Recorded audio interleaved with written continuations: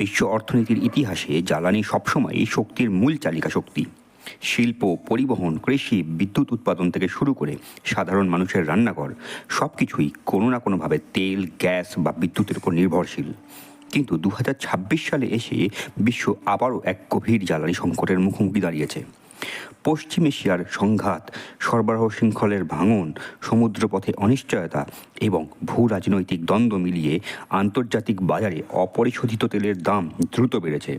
এই পরিস্থিতিতে ভারতের রাষ্ট্রায়ত্ত তেল বিপণন সংস্থাগুলি ইন্ডিয়ান অয়েল, ভারত পেট্রোলিয়াম এবং হিন্দুস্তান পেট্রোলিয়াম পেট্রোল, ডিজেল ও এলপিজি কম দামে বিক্রি করে প্রতি মাসে প্রায় 30,000 কোটি টাকার ক্ষতির মুখে পড়েছে। এই সংকট শুধুমাত্র তেলের দাম বাড়ার গল্প নয়, এটি বর্তমান বিশ্ব ব্যবস্থার দুর্বলতা, রাজনৈতিক সিদ্ধান্ত, আন্তর্জাতিক বাণিজ্যের অনিশ্চয়তা এবং সাধারণ মানুষের জীবনযাত্রার উপর ক্রমবর্ধমান চাপের একটি প্রতিচ্ছবি। বিশ্বের অধিকাংশ অর্থনীতি এখনও জীবাশ্ম জ্বালানির উপর নির্ভরশীল। শিল্পোন্নত দেশগুলি পুনর্নবীকরণযোগ্য শক্তির দিকে ঝুঁকলেও বাস্তবে তেল ও গ্যাস ছাড়া বিশ্ব অর্থনীতি এখনও অচল। ভারতের মতো উন্নয়নশীল দেশগুলির ক্ষেত্রে এই নির্ভরতা আরও বেশি। ভারত তার মোট অপরিশোধিত তেলের প্রায় 88%, প্রাকৃতিক গ্যাসের 50% এবং এলপিজির প্রায় 60% আমদানি করে। ফলে আন্তর্জাতিক বাজারে সামান্য অস্থিরতাও সরাসরি দেশের অর্থনীতিতে প্রভাব ফেলে। 2026 সালের সংকটের পেছনে প্রধান কারণ পশ্চিম এশিয়ার যুদ্ধ পরিস্থিতি, ইরানকে ঘিরে সংঘাত এবং হরমুজ প্রণালীর অস্থিরতা বিশ্ব জ্বালানি সরবরাহে বড় ধাক্কা দিয়েছে।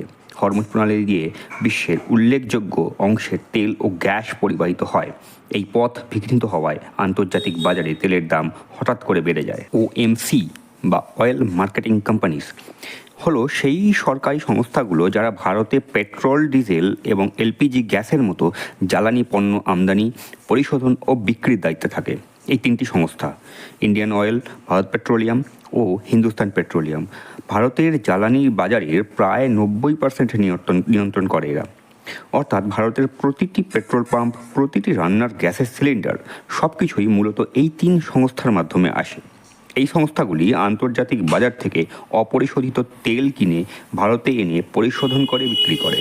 কিন্তু সমস্যা হলো সরকার নির্বাচনী চাপ বা মূল্যস্ফীতি নিয়ন্ত্রণের কারণে বারবার জ্বালানির দাম বাড়তে দেয়নি। ফলে আন্তর্জাতিক বাজারে দাম বাড়লেও ওএমসিগুলো সেই বর্ধিত দামে সাধারণ মানুষের কাছে বিক্রি করতে পারেনি এবং প্রতি লিটার বা প্রতি সিলিন্ডারে ক্ষতির সম্মুখীন হয়েছে। ভারতে রান্নার গ্যাসের দাম সরকার দীর্ঘদিন ধরে কৃত্রিমভাবে ধরে রেখেছে। আন্তর্জাতিক বাজারে এলপিজির দাম যখন বাড়ে তখন ওএমসিগুলো সেই বর্ধিত দামে কিনে কম দামে বেচতে বাধ্য হয়। এই পার্থক্যকে বলা হয় আন্ডার রিকভারি বা অপূর্ণ উপার্জন। এর ফলে রাষ্ট্রায়ত্ত তেল সংস্থাগুলিকে আন্তর্জাতিক বাজার দরের চেয়ে কম দামে জ্বালানি বিক্রি করতে হচ্ছে।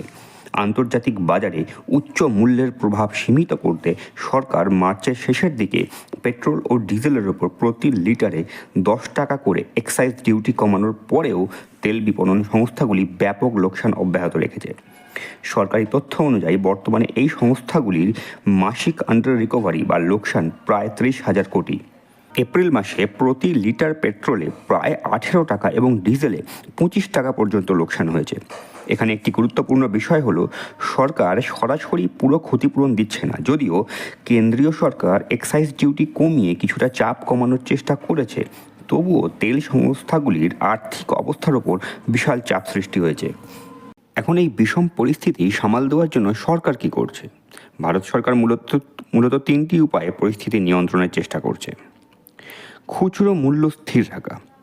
সরকার চায় না যে আন্তর্জাতিক বাজারের অস্থিরতা সরাসরি সাধারণ মানুষের ওপর পড়ুক, কারণ জ্বালানির দাম বাড়লে পরিবহন খরচ বাড়ে, খাদ্যদ্রব্যের দাম বাড়ে এবং সামগ্রিক মুদ্রাস্ফীতি ঘটে।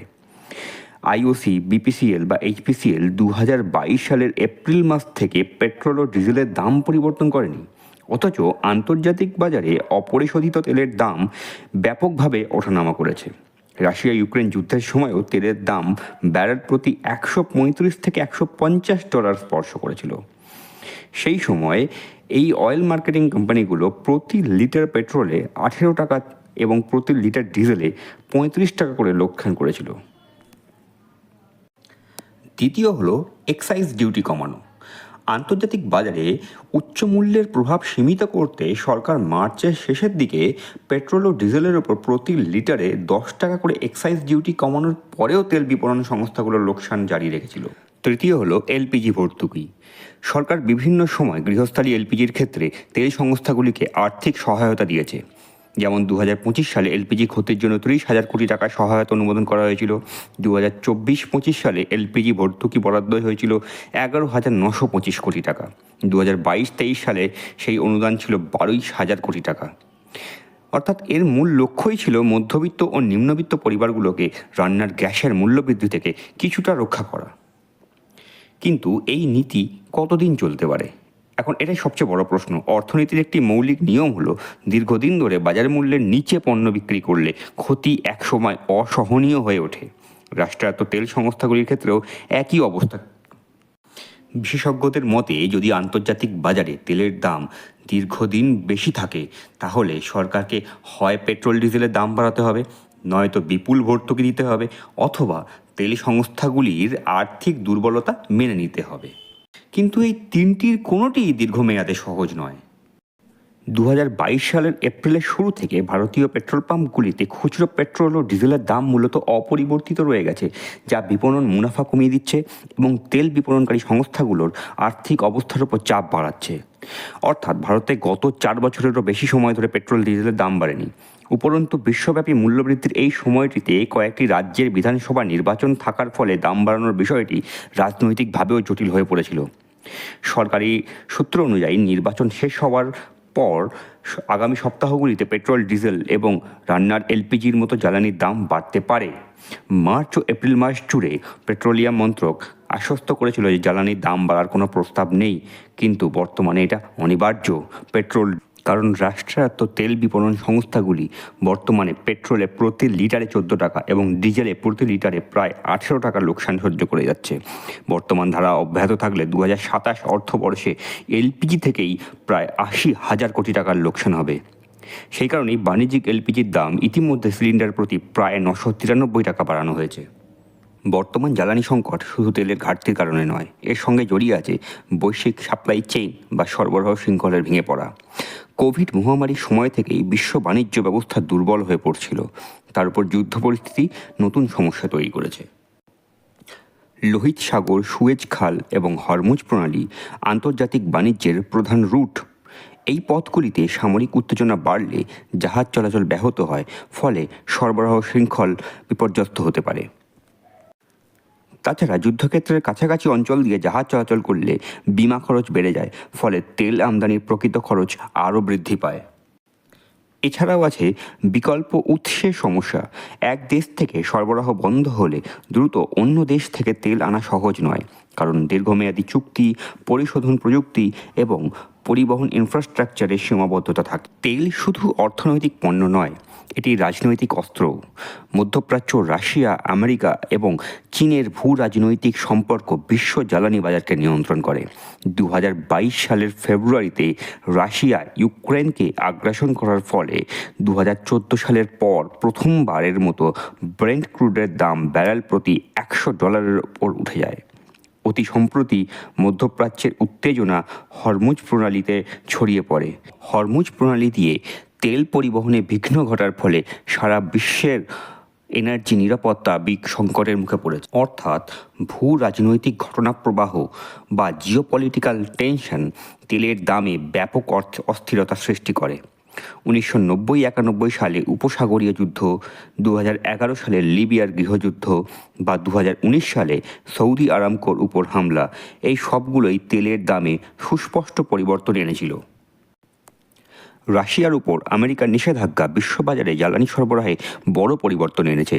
ভারত রাশিয়ান তেল ডিসকাউন্টে কিনে কিছু সুবিধা পেলেও আন্তর্জাতিক অস্থিরতা পুরোপুরি এড়াতে পারেনি।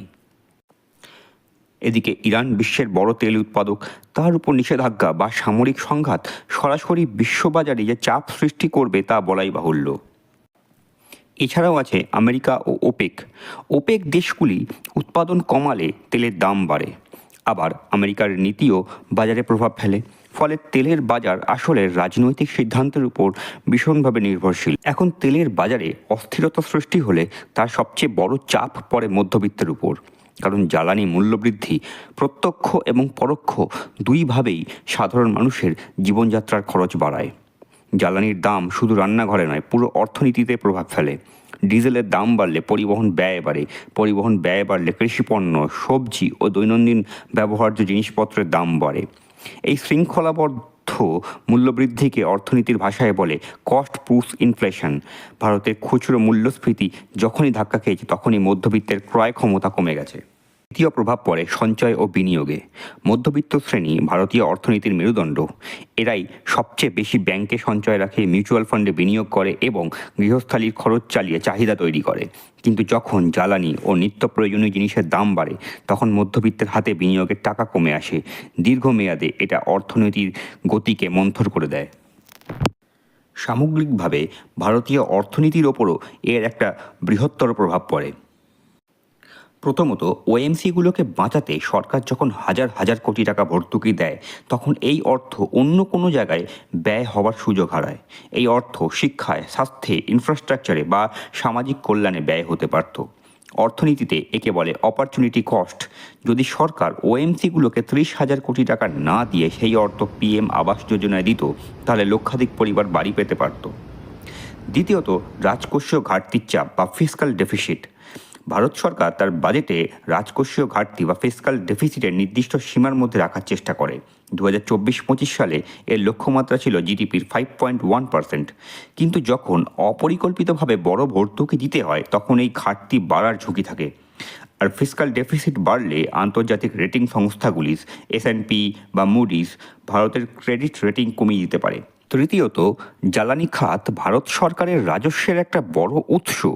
2024-25 সালে পেট্রোলিয়াম খাত থেকে excise duty, GST, royalty, customs duty, income tax ও লভ্যাংশ মিলিয়ে সরকারের মোট রাজস্ব ছিল 4 লক্ষ কোটি টাকারও বেশি। এর মধ্যে প্রায় 2/3 এসেছে পেট্রোল ও ডিজেলের আবগারি শুল্ক থেকে। কিন্তু যদি ওএমসিগুলো দুর্বল হয়ে পড়ে এবং উৎপাদন ও বিনিয়োগ কমিয়ে দেয়, তাহলে এই রাজস্ব প্রবাহ ক্ষতিগ্রস্ত হবে। এবং চতুর্থ প্রভাব পড়ে ক্যাপিটাল মার্কেটে। ইন্ডিয়ান অয়েল, ভারত পেট্রোলিয়াম বা হিন্দুস্তান পেট্রোলিয়াম ভারতের শেয়ার বাজারের তালিকাভুক্ত বড় সরকারি সংস্থা। লক্ষ লক্ষ মধ্যবিত্ত বিনিয়োগকারীরা মিউচুয়াল ফান্ড ও সরাসরি শেয়ারের মাধ্যমে এই সংস্থাগুলিতে বিনিয়োগ করেন। যখন এই সংস্থাগুলো বিশাল লোকসানের মুখে পড়ে, তখন তাদের শেয়ারের দামও পড়ে যায়, ফলে বিনিয়োগকারীদের সঞ্চয়ও সংকুচিত হয়। আসলে বর্তমান জ্বালানি সংকট আধুনিক বিশ্বের ভঙ্গুর বাস্তবতাকেই সামনে এনে দিয়েছে। যুদ্ধ, ভূ রাজনীতি, সরবরাহ শৃঙ্খলের সমস্যা এবং জীবাশ্ম জ্বালানির উপর অতিরিক্ত নির্ভরতা মিলিয়ে গোটা বিশ্ব আজ অনিশ্চয়তার মুখে দাঁড়িয়ে। ভারত আপাতত সাধারণ মানুষকে রক্ষা করতে তেলের দাম নিয়ন্ত্রণে রাখার চেষ্টা করছে, কিন্তু রাষ্ট্রায়ত্ত তেল সংস্থাগুলির এই বিপুল ক্ষতি দেখাচ্ছে যে এই নীতি দীর্ঘদিন ধরে চালিয়ে যাওয়া কঠিন। সুতরাং এই সমস্যা শুধুমাত্র অর্থনৈতিক সমস্যা নয়, এটি ভবিষ্যতের জ্বালানি নীতি, আন্তর্জাতিক সম্পর্ক এবং সাধারণ মানুষের জীবনযাত্রার উপর একটা বড় পরীক্ষাও বটে। আগামী দশকে যে দেশ দ্রুত বিকল্প শক্তির দিকে এগোতে পারবে, সেই দেশই অর্থনৈতিকভাবে সবচেয়ে নিরাপদ অবস্থানে থাকবে। আসলে এই পরিস্থিতি ভারত সরকারের জন্য একটি নীতিগত দ্বন্দ্ব সৃষ্টি করেছে। একদিকে জ্বালানির দাম বাড়ালে মধ্যবিত্ত শ্রেণী ক্ষুব্ধ হয় এবং মূল্যস্ফীতি বাড়ে, অন্যদিকে দাম না কমালে ওএমসিগুলো দেউলিয়া হওয়ার পথে এগোয়। এখানে মজার বিষয় হলো, সরকার যখন ওএমসিগুলোকে বাঁচাতে ভর্তুকি দেয়, সেই অর্থ আসে সাধারণ মানুষের করের টাকা থেকে। অর্থাৎ মধ্যবিত্ত এক হাত দিয়ে সস্তা গ্যাস পায় আর অন্য হাত দিয়ে করদাতা হিসেবে সেই ভর্তুকির বোঝাই বহন করে। কাজে প্রশ্ন ওঠে, কৃত্রিমভাবে দাম কম রাখার নীতিটা আসলে কার জন্য? গরিব মানুষের জন্য সরাসরি নগদ সহায়তা বা ডাইরেক্ট বেনিফিট ট্রান্সফার অনেক বেশি কার্যকর হতে পারত। পাহাল প্রকল্পের মাধ্যমে ইতিমধ্যে মার্চ 2023 থেকে 73,433 কোটি টাকার সাশ্রয় হয়েছে, কারণ ভর্তুকি সরাসরি ব্যাংক অ্যাকাউন্টে গেছে, অপচয় হয়নি। এই পথ ভারতীয় তেল বিপণন সংস্থাগুলির 30,000 থেকে 53,700 কোটি টাকার ক্ষতি কোনো হঠাৎ দুর্ঘটনা নয়। এটি বছরের পর বছর ধরে চলে আসা অসম জ্বালানি মূল্যনীতির পরিণতি। এই সংকট ভারতীয় অর্থনীতিকে 3টি বড় চ্যালেঞ্জের সামনে দাঁড় করিয়েছে: মূল্যস্ফীতি নিয়ন্ত্রণ, রাজকোষীয় স্থিতিশীলতা এবং মধ্যবিত্তের ক্রয় ক্ষমতা রক্ষা। কিন্তু প্রতিটি সংকট একটি সুযোগও বহন করে। এই সংকট ভারতকে তার জ্বালানি খাতে দীর্ঘ প্রতীক্ষিত কাঠামোগত সংস্কারের দিকে এগিয়ে দিতে পারে। ওএমসিগুলোকে আরও স্বায়ত্তশাসন দেওয়া, জ্বালানির মূল্য নির্ধারণকে বাজারভিত্তিক করা, গরিবদের জন্য লক্ষ্যভিত্তিক ভর্তুকি নিশ্চিত করা এবং নবায়নযোগ্য শক্তিকে দ্রুত রূপান্তর করা, এটাই হতে পারে ভারতের জ্বালানি ভবিষ্যৎ নির্মাণের রোডম্যাপ।